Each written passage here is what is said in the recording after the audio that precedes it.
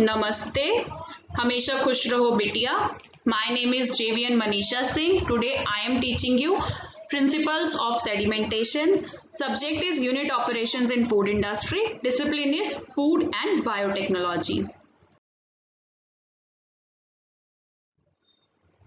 Topic is principles of sedimentation. Now let's start the topic. What is sedimentation? In sedimentation there is a reaction tank, flocculation tank, sedimentation tank, and we are adding in reaction tank in raw water that processing agent, sulfuric acid band, alkali or acid. Then this mixture is transferred to flocculation tank, and we are adding some polymer coagulant that will coagulate with the impurities of the tank of the raw water.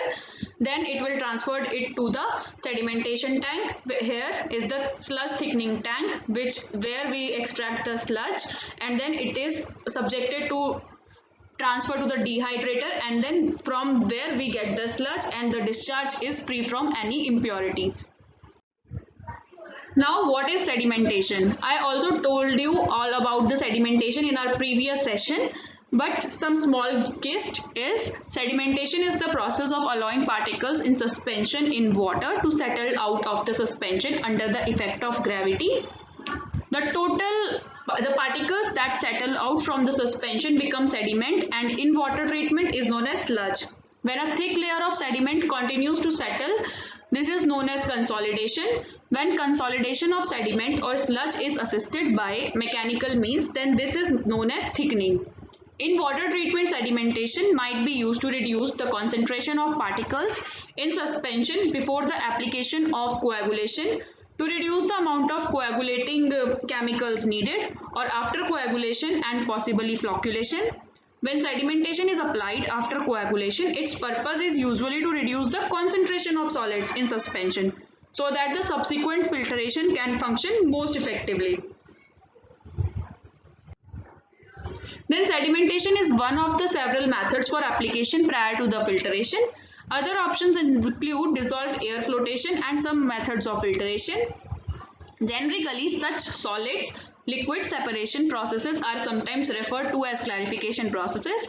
There is a variety of methods for applying sedimentation and include horizontal flow, radial flow, inclined plate, ballasted flock, blanket sedimentation. Then sedimentation principle. Particles or cells in a liquid suspension sediment at the bottom of a container due to gravity. The time required for such separation is usually very long. The sedimentation effect is mainly influenced by the Earth's gravitational field, and therefore small particles will not separate under normal gravitational field and require centrifugal force. This force increases the rate of sedimentation of the particles in a centrifugal field. If a particle in a centrifuge tube with a liquid is in centrifugal field, the particle is acted by the three forces. Fc is the centrifugal force, Fp is the buoyant force, and Ff is a frictional force between the particle and the liquid. As the particles moves towards the bottom of the centrifuge tube, its velocity v will increase due to the increase in the radial distance. At the same time, the particles will encounter a frictional drag proportional to their velocity. The frictional force of a particle is the product of its velocity and its frictional coefficient.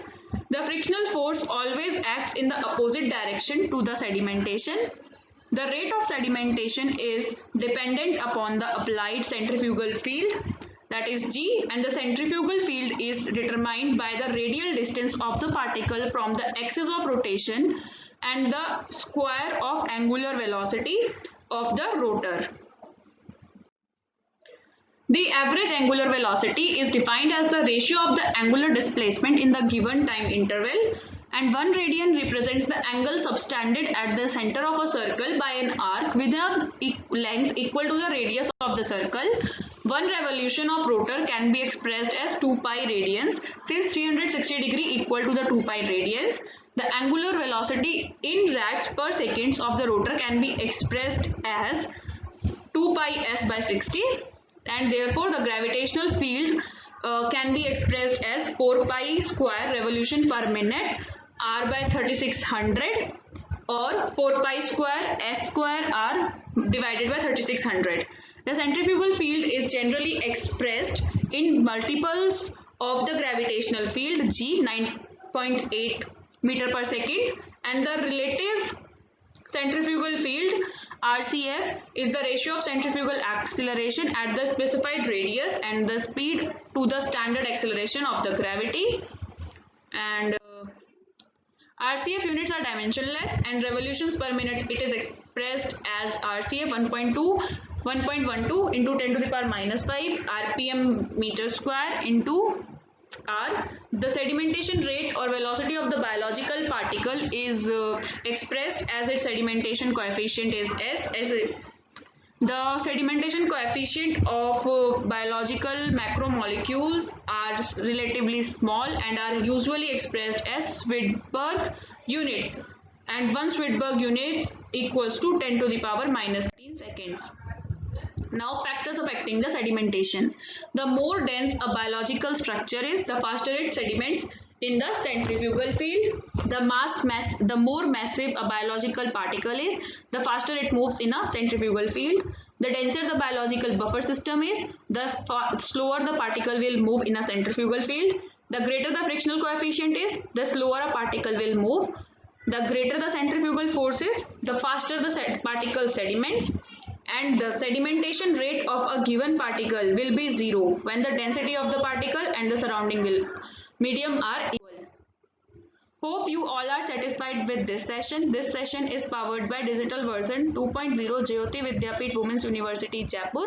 If you have any query, please mention it in our comment box. I will resolve them whenever we have a live session. Thank you so much for watching this video.